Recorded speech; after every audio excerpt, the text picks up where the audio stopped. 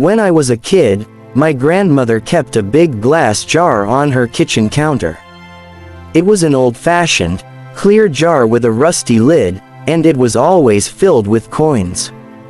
Every time she had a little spare change, whether a few pennies or a dollar bill, she'd drop it in with a satisfying clink.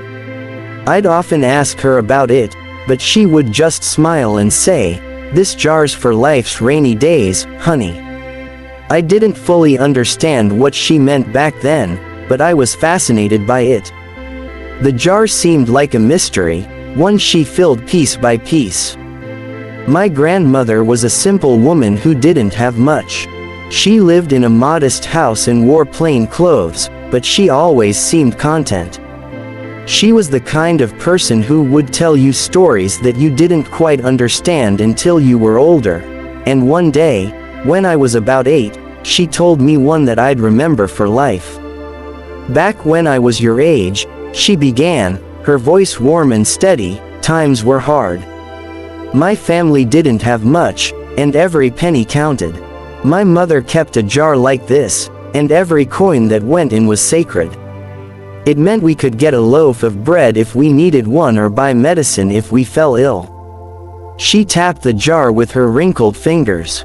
We called it our safety jar. As she spoke, I thought about all the things she could buy if she took out all those coins, candy, maybe, or a new scarf. But she was saving it for something else, something unknown. As I grew up, she never once spent the money in that jar. Every visit, it was fuller, like it was waiting for a purpose that hadn't yet arrived.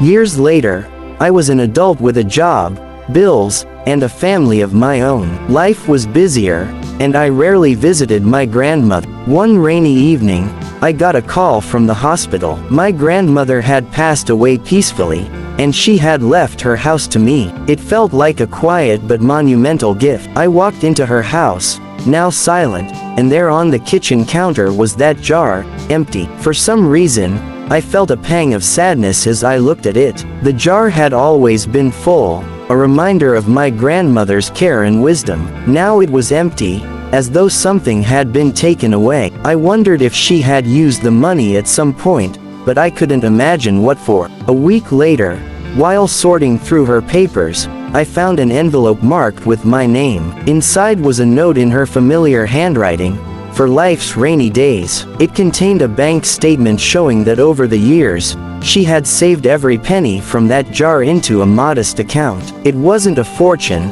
but it was more than I'd ever expected. The realization hit me hard. She had spent years filling that jar, teaching me the value of saving for the unexpected, yet she had never touched the money herself. It was her final gift to me, one that I never saw coming. Standing there in her empty kitchen, I felt a deep sense of gratitude. She had taught me a powerful lesson, not through lectures or speeches, but through simple, quiet actions. She had saved for the unknown, trusted that whatever she was putting aside would one day matter to someone she loved. I went home that night and started my own jar, not just for me, but for my family, for my future, for the unseen twists and turns of life. In the end, it wasn't the money that mattered most. It was the habit of saving, the belief that small actions today can protect the ones we love tomorrow. That empty jar was full of purpose, and it taught me that sometimes, the greatest gifts are the ones we don't spend ourselves.